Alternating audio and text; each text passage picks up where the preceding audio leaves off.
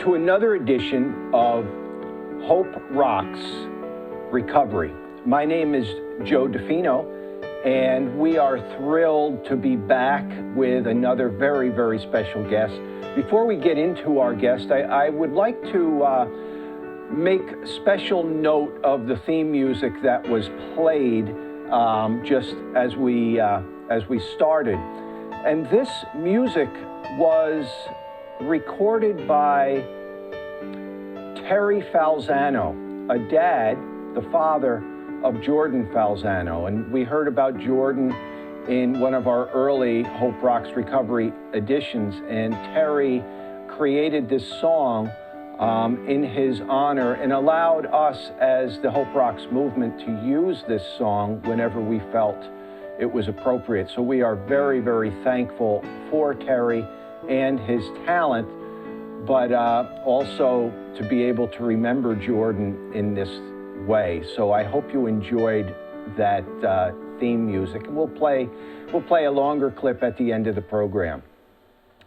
It's been a couple weeks since we've done a program, and we're feeling brand new and fresh in this whole thing again, and very, very nervous, and but it's all good, and we're, like I said, we're thrilled to be back. And today we have another fantastic edition.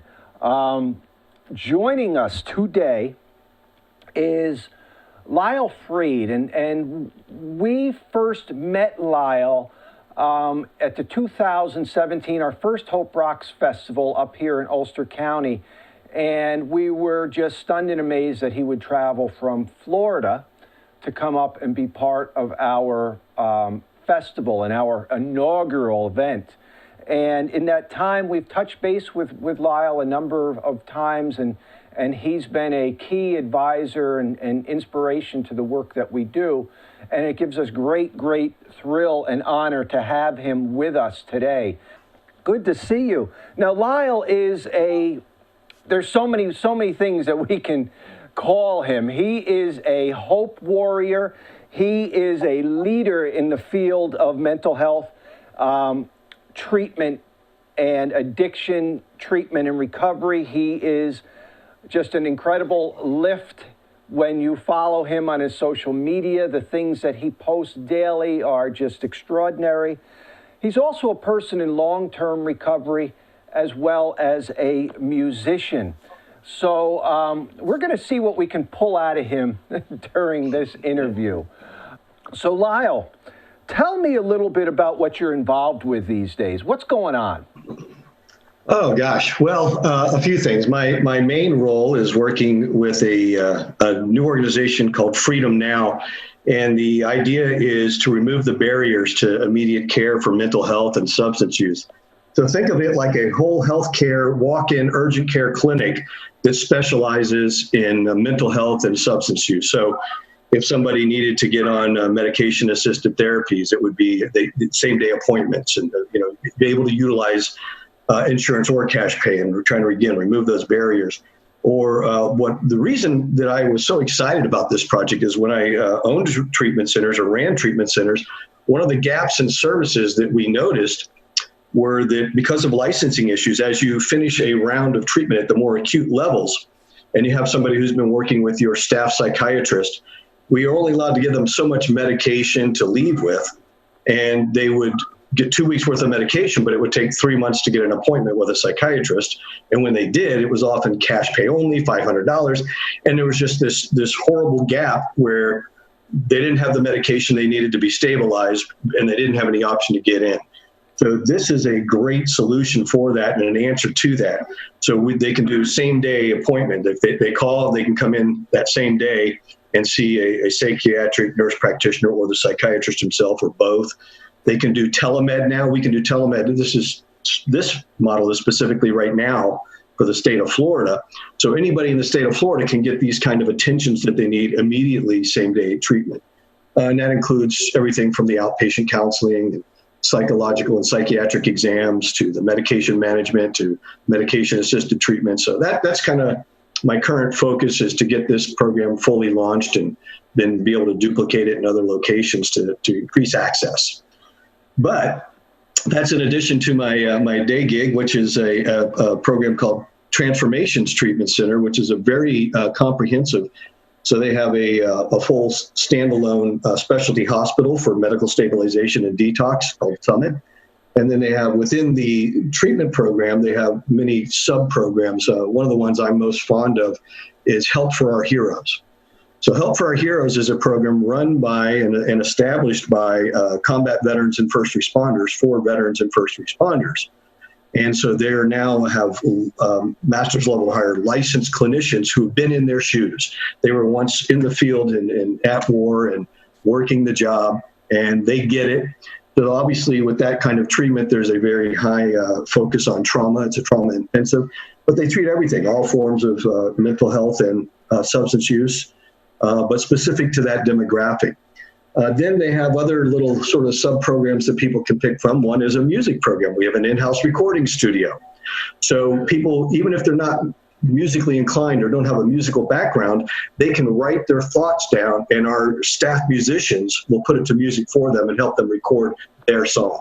It's a great therapeutic model that is just really popular with everybody. And the veterans and first responders take advantage of that as well as all of others. We have a specialized Christian program and a specialized Jewish program. As a person who was born into a Jewish family and is now an ordained pastor, both of those, I think are extremely important. So within the Jewish program, we have kosher housing and all the opportunities to practice the different facets of the belief. They can sort of pick at which level they want to be involved in that. And then with the Christian program, again, they have Christian counselors who can help them, guide them through their spiritual lens and see the world through that perspective while using evidence-based practices, chapel on site. We have, physical programs and adventure programs called Evoke. It's got outdoor adventure therapies. We've got a full-size gym available. A lot of just neat things that kind of piece together even more that there's an LGBTQ component. So the beauty of this is that it's so individualized to each person. They can come in and sort of a la carte pick the parts that really speak to their immediate needs, be it mental health, substance use, or a combination thereof. Now, in addition to that, the coordinator of the volunteer position of for the state of Florida first responder support team. So our idea is to put together a task force to make sure the supports are in place for first responders in emergency management, fire rescue, law enforcement, and frontline medical workers, particularly during this time of COVID. So that's something that we're getting off the ground and moving along really well with. I'm also deeply involved, as you can see from my background, with Rotary. I'm currently an area governor for our district in 2 different areas. And I do a lot of work in international ministry.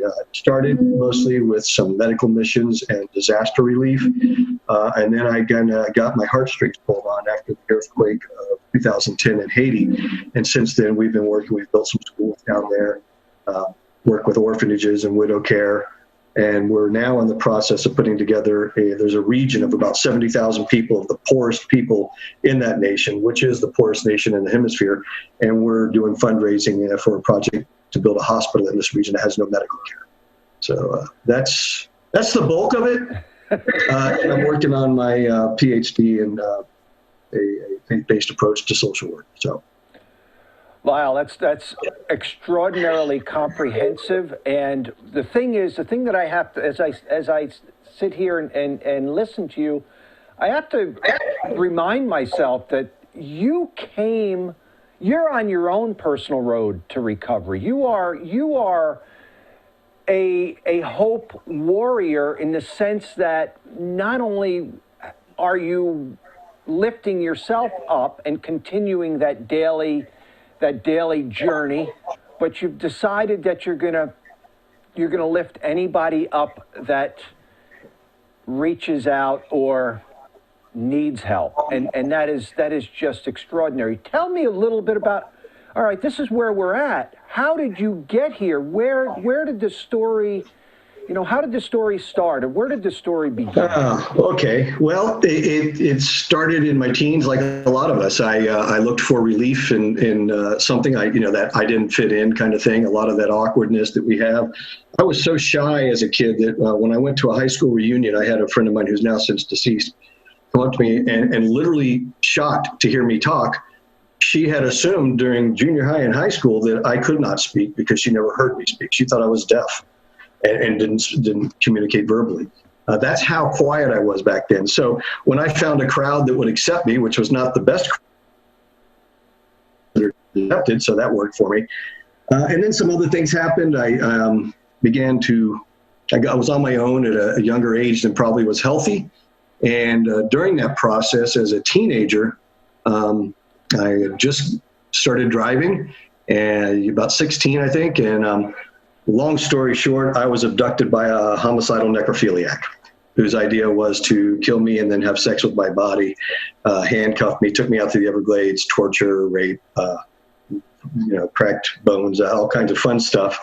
And from that, I thought I was okay. I thought I was a survivor. The neat thing that happened is I'd had some other abuses earlier that left me very angry, and I would say violent. I would try to, if I saw people picking on the little guy, I would try Tasmanian devil, go in and clean house. I saw a guy physically abusing a girl, I'd go smack him upside the head. I mean, it wasn't pretty, and my thoughts were not healthy. But one benefit of that moment when I was in the Everglades and thinking that was my last breath is that God spoke to me and contacted me at a level I didn't know was possible, and instilled in my heart before I even left the scene forgiveness for the individual who was trying to kill me. Forgiveness was not in my vocabulary at that time. So when God did a move like that in me, that was powerful. The downside is that when I was done and I got out of the hospital, they put me on a lot of medications, which then led me to do other drugs to counteract the down, so I'm on opiates, painkillers. And so I began doing stimulants to keep me upright, moving, and functional. And that was a long road of self-torture that lasted for quite some time. And I never dealt with the abduction or the other prior abuses at all. I was, man up, tough it up, don't tell anyone about it, suck it up, Francis, and keep moving. That all came crumbling down, a few decades later when I found myself ignoring my work, my job, my home, my family, and just constantly trying to numb something that I didn't even know what it was. I ended up going to a high-end treatment, very expensive treatment at a hospital. At the end of my 30 days, they said, wow, you're a pretty extreme case, and we think you need at least 3 months. And I said, wow, you're the professionals, I trust you. But then they wanted a check for several, tens of thousands more. And this is decades ago. So in today's dollars, I don't even want to think of what that is. And I don't have it. And they said, well, let us think about it. And they came back to me 2 days later and said, it's a miracle. You're cured. You can go now. So when I ran out of money, I was no longer in need, apparently. And I was able to stay clean about 3 months, and then the wheels fell off the wagon. And I ended up homeless, living in my car. So I'd lost my home, moved into a condo, lost the condo, moved into a duplex, lost a duplex, moved into my car. Somewhere along there, you would think I would have said, hey, wait a minute, something's not working here. But I kept going, and then someone stole my car. And it was still another week of not even having the car to live in before I finally got on my knees and said, okay, God, we got to do something here. And he showed up in miraculous fashion, as he always does. And out of the blue, someone found me at a place I didn't even know existed and told me that there were options out there. And there was a treatment center for people that had experienced homelessness. I went there and thought it was another 30-day program. They told me it was 9 months. And I thought to myself, well, I'll do the 30 days and then leave. I'll tell them I'll do 9 months, but there's no way. Well, at the end of the 9 months, I decided I probably needed more. I ended up staying and working there. It was almost 3 years I was with them. So, and then I've been ever since working. So during that time, I went to a seminary, and because my faith was a large part of what pulled me out of that.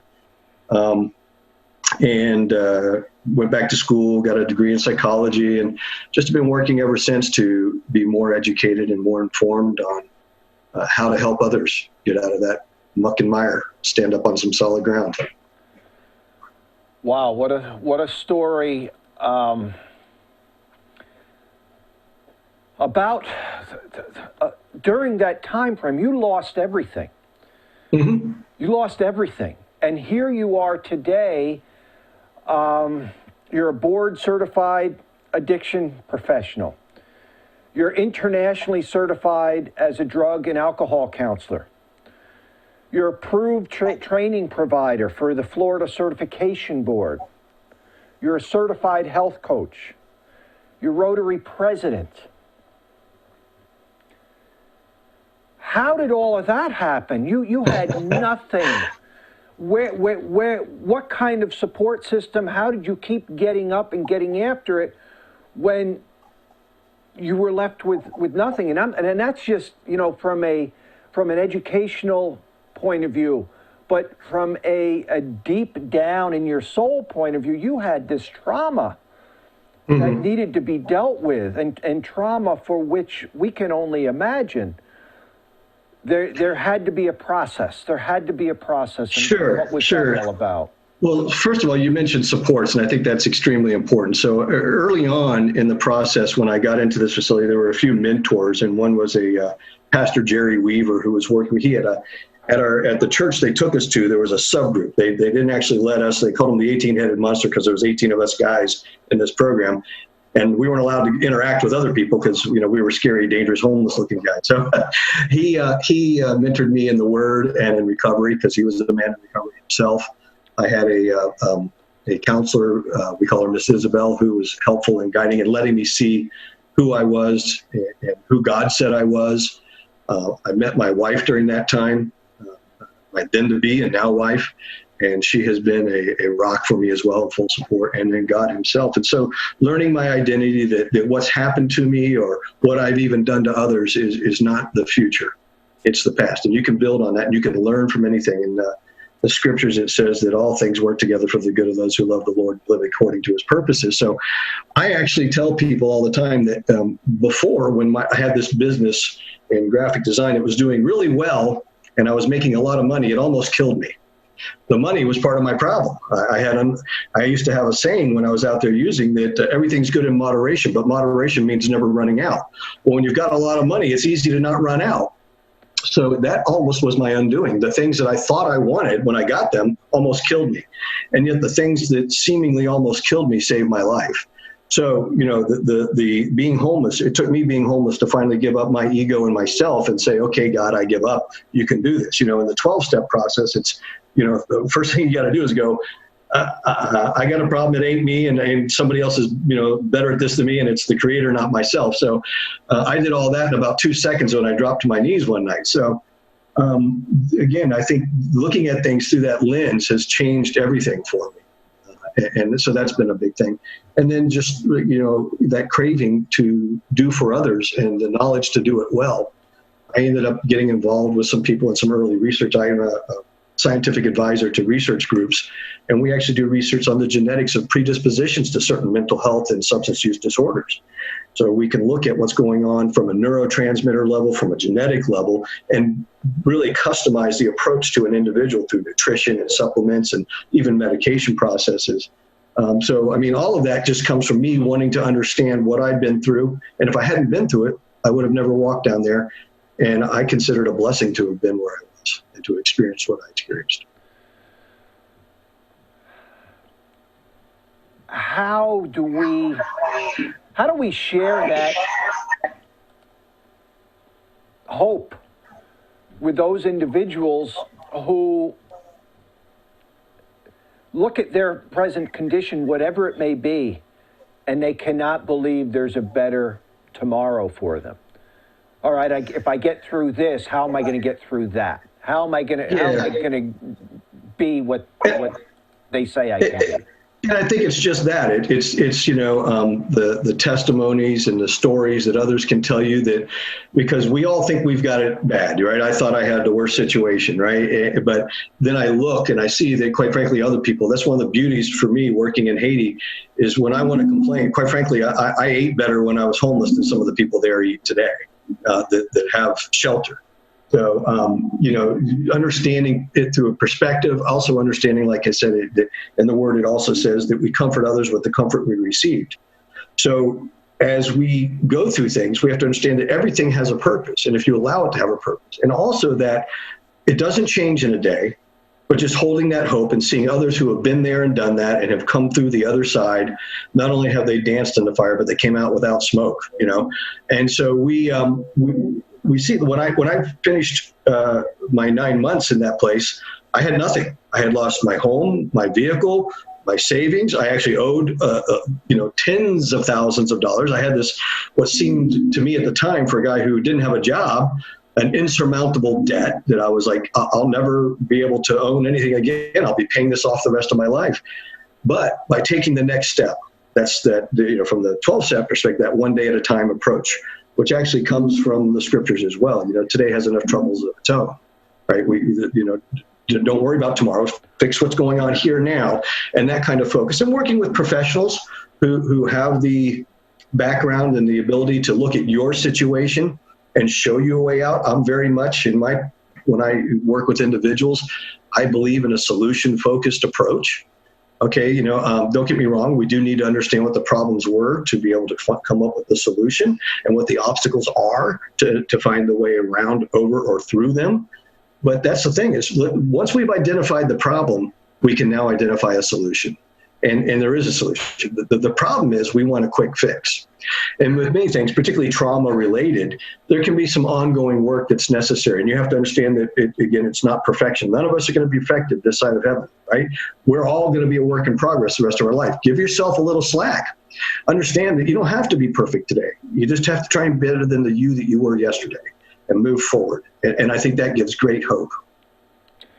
You and a number of other people that I talked to in the on the journey, the discovery journey, I call it.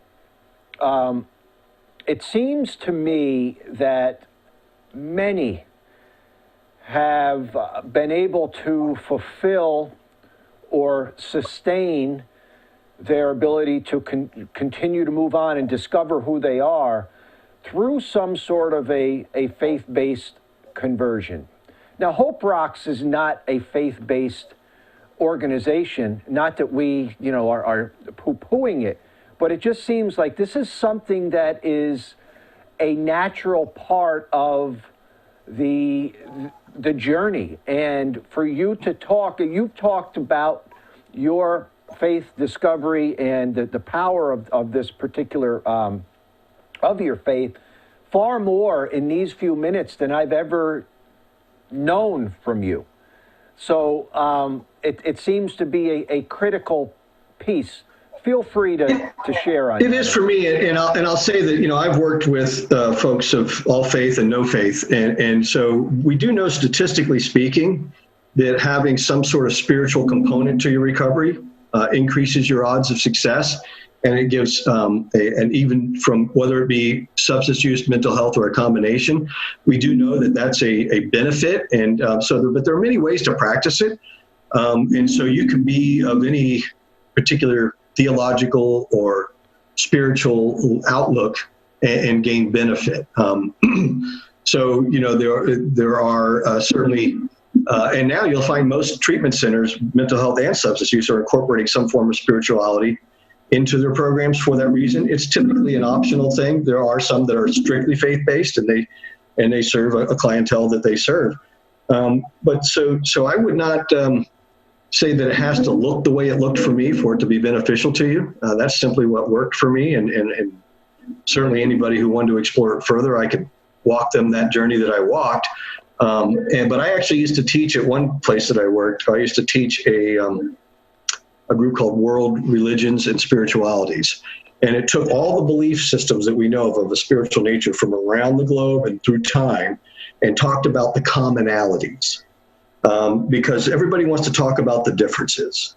So the whole point of this group, and it was, quite frankly, it was like herding cats to keep the group focused on the commonalities. They wanted to fight each other about my way's right and your way's right.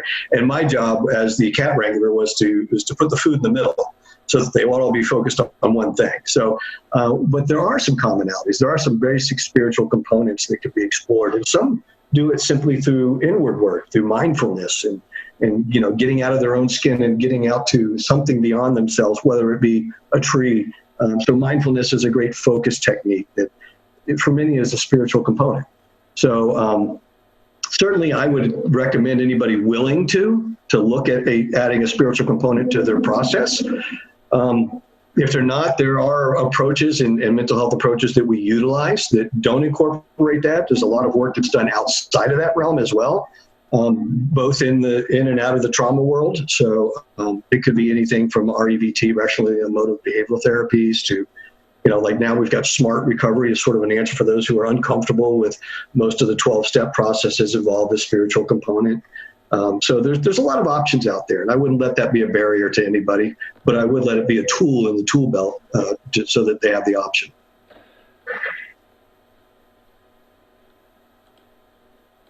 The idea that you eventually created your own recovery and treatment center, the Shores Recovery and Treatment Center, having seen the good and the bad and the ugly, and really from the financial point to create your own. Tell me about that process and what you've learned from that as it's led you to this present transformation centers. Sure. Well, I had been working, I was a clinical director and executive director of a faith-based center that was mostly focused on helping Department of Corrections, homeless veterans in particular. And we came to a close, and there was a period of time where some of the funding dried up, and we parted ways. They ended up closing a few years later completely. But then I went into the for-profit realm, and I worked as a counselor in a place 2 counties away. And I saw the good and the bad there. I saw that through the for-profit model, there were more resources, and therefore the ability to provide a higher level of help in some cases. But there was also that what was disappointing to me in that environment was how money-driven it was. And so sometimes people who may need ongoing care were discharged before they were clinically ready, but there was no way to keep them around financially. And so I wanted to build, there was a guy that worked there with me, and he and I were talking one day, and I just said, I'd love to build a model where I believe that we can put the patient first and the profits last and have them both come together and still make it sustainable. And so we did. We ran for over 5 years, 5.5 years.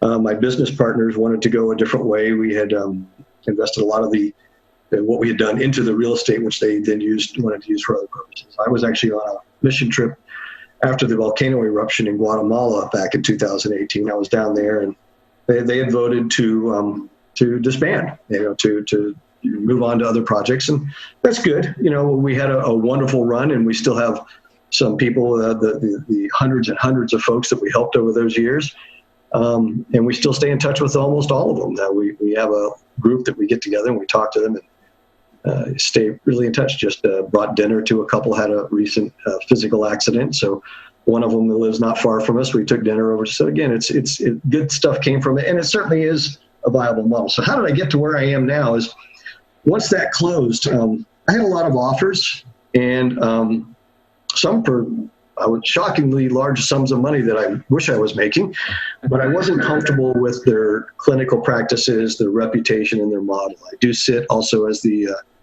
chairman of the board for the Florida Association of Recovery Residences, and I've worked on task forces here in the state to make sure the industry remains extremely ethical and high practice, and help install the laws that now makes Florida has the highest level of protection for patients, legally speaking.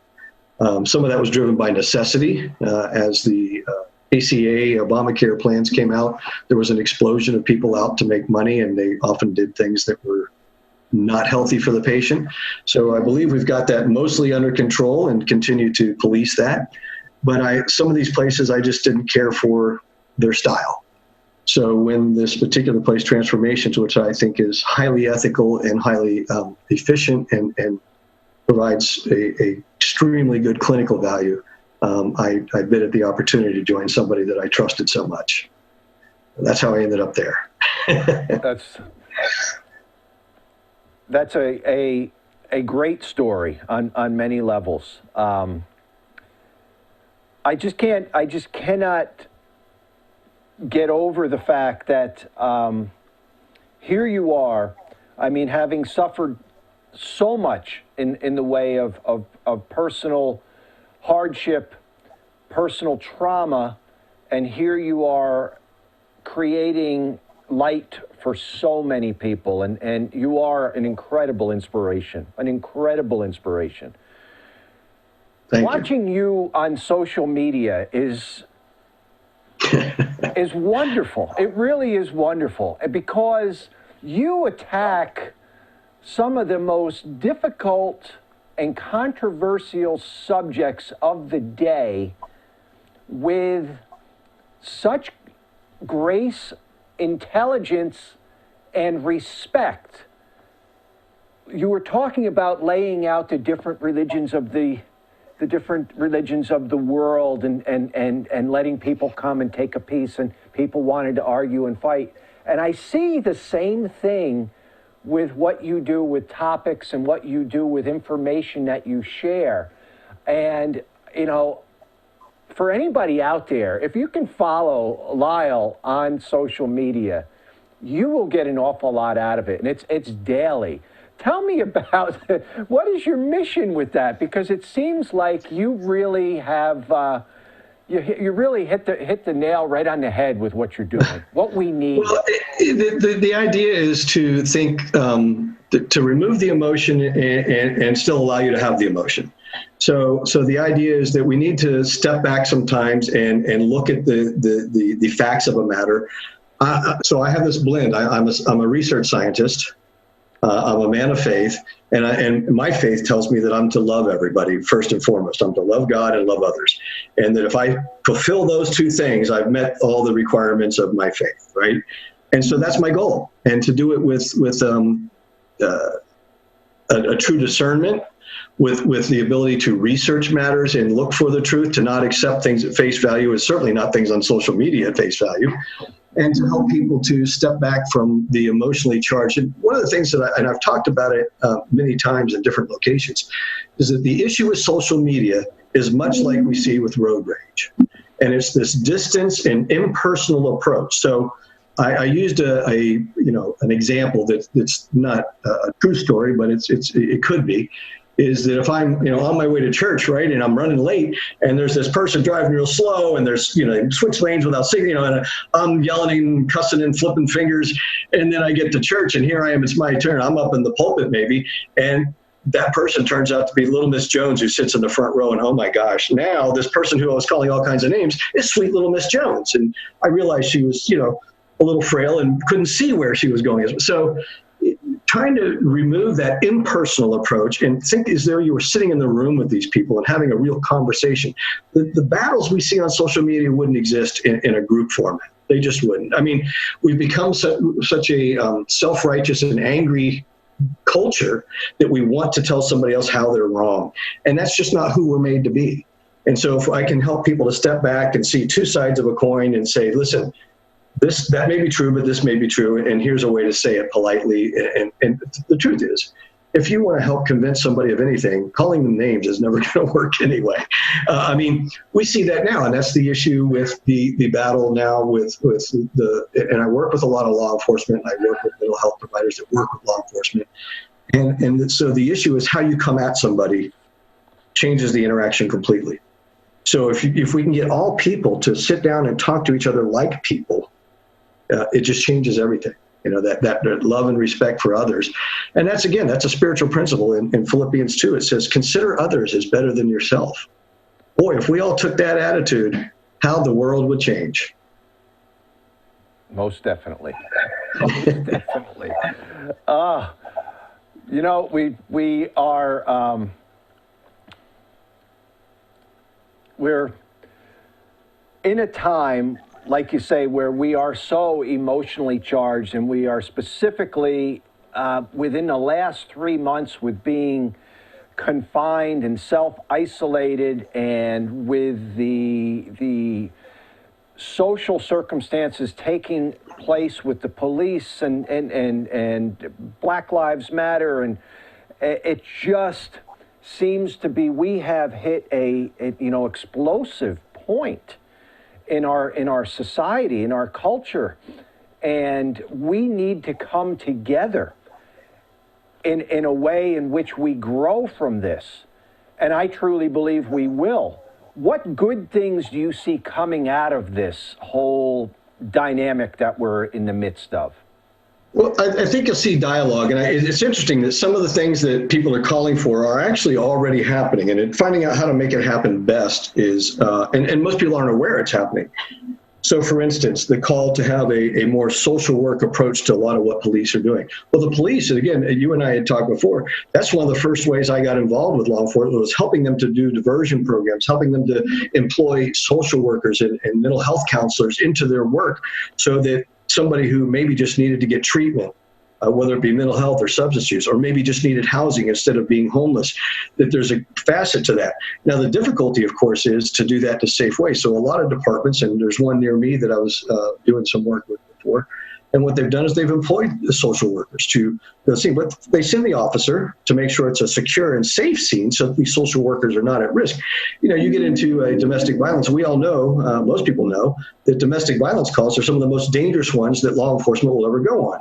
So simply having a spousal dispute, the answer is not necessarily to send a social worker, because you're putting them at great risk. More officers are injured during that than just about anything. So understanding how to combine all of that. So I think what's happening is it's going to force us to have the conversations, to look at what has worked, what hasn't worked, and sit down and have dialogue. Again, the attacks and the finger pointing may get some attention, but on the long haul, they're not going to be the solution. The solution is going to be dialogue, talking to one another like human beings, understanding where each one stands, because I can tell you what I see wrong with you, but I'm not really helping the situation. I first ask you how you see it.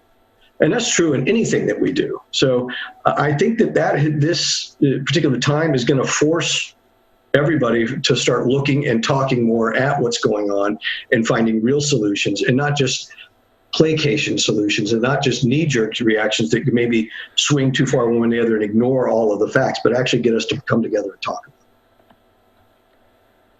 Yeah, that's so key, and I agree with you. I think that is what's going to come out of it, and I think this is, you know, one of the great lessons that we're going to learn. That, and also to be more responsible for our brothers and sisters, and in a way that is more tangible and empathetic. We have a few more minutes, and I want to talk to you, ask you about two things in particular. First off, we as Hope Rocks, this new movement, are very, very interested in spreading our movement across the nation to where people are. And you've expressed an interest in helping in that, and I would love to bring Hope Rocks to your area. And how can we do that? How can we make this happen? Because we've talked about it, and I would love to see this happen. Yeah, and I think what we had talked about was some specific musicians that were interested in getting the message out and being a part of that positive message. And certainly that is doable, and setting up, music events and there are certain, it depends on the demographic, but there are certain hubs. Right now, obviously with COVID, everything's on hold in those regards for large gatherings. We can certainly, at this point, begin to do some of these, electronic versions of things, getting some sort of priming the pump, as you will, getting Hope Rock known outside the area that you're in now, which is a beautiful area. Wish I was there right now. It's kind of hot down here today. I think that's the start, and then to get the right parties involved, the people that are interested in being a part of it, putting the pieces together, introducing the different parties, and coming up with solutions. We have, Hope Rocks being so musically oriented, and the facility I work with having an in-house recording studio. I think there's a good marriage there, and it's certainly an easy in because I'm already connected. And there are others. There's several other music-based programs that I've worked with and know and can connect to. And then used to work with a now defunct organization that was based on rock and recovery. And so there's a lot of leftover musicians from that, not leftover, but since it disbanded, I still know them and relationships were built.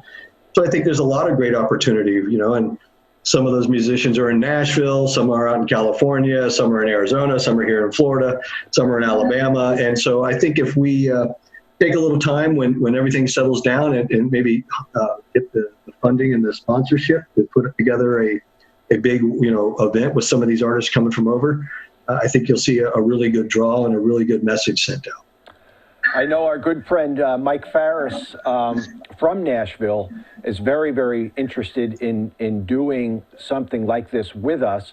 And he's teamed up with Road Recovery, which is another group of musicians based in recovery. So, sometimes my impatience gets the best of me. So I do see this coming, and it's going to be right when it happens. But I'm trying to push buttons and make it happen. So you're going to be a key player in this. So happy to be a part of it. Oh my goodness, we would love to. I want to close because believe it or not, we're into this for 40 minutes. I want to close with,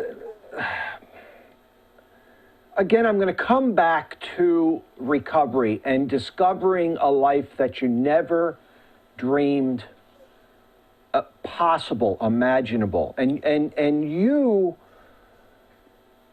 you're achieving that. You're achieving that.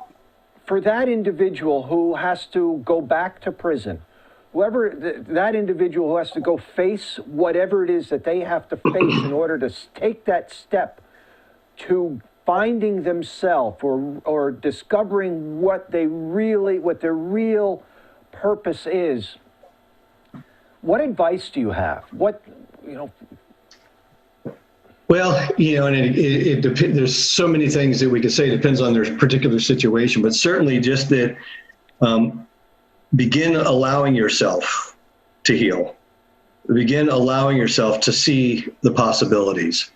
Everybody's motivation is individualized, and so you hear all the time people saying you can't get well for somebody else. You can't get clean for somebody else. You got to want it yourself. And I understand that. Now, I won't argue the point that wanting it is extremely helpful. But we also know that, for me, for instance, one of the things that brought me to my knees was recognizing that this is what I had come to in my life, and a little ego got in the way. Like, I don't want to die like this. I don't want this to be the way I'm remembered. There's more available. And so a little pride jumped up, and a little bit of concern about the legacy I would leave was a motivating factor for me. Is it the ongoing motivating factor? I don't think so, but it was what got me through that moment to say, I don't want this to be how everybody remembers me, as homeless, where I am now, going through what I'm going through now. So that was a factor for me. For some people, it's, I love my kids, my wife, my husband, my parents, somebody too much to do this to them anymore. That's a great motivation. Is it going to be enough to sustain you? I don't know, but if it motivates you to change, if it motivates you to move forward, then use it.